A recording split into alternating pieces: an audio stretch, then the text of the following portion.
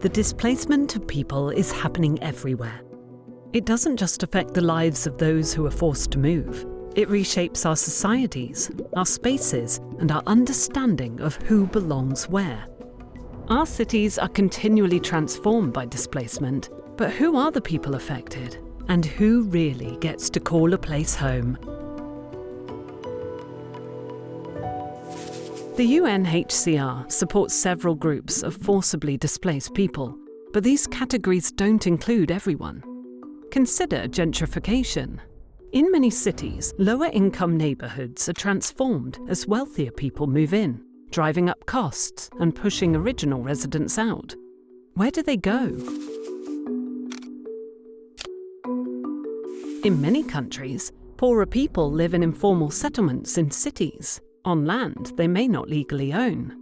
Increasingly, they're evicted to make way for new developments. Where do they go? Displacement doesn't just drive people out of cities, it also draws them in. In many parts of the world, people leave rural areas because they can no longer make a living from farming.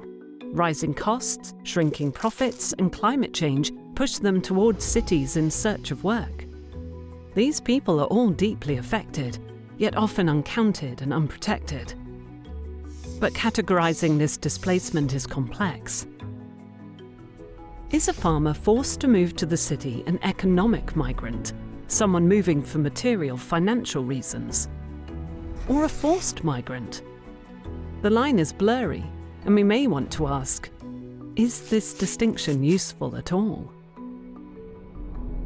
Internally displaced people, or IDPs, make up the largest group supported by the UNHCR.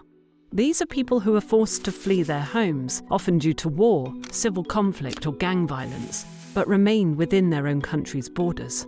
They may need specific protection and support when they're initially displaced, but perhaps we should consider offering similar support to rural migrants with no connection to cities, or to those evicted from informal settlements. Some IDP communities have been around for decades. When should someone stop being considered in IDP and start being recognized as a settled member of society?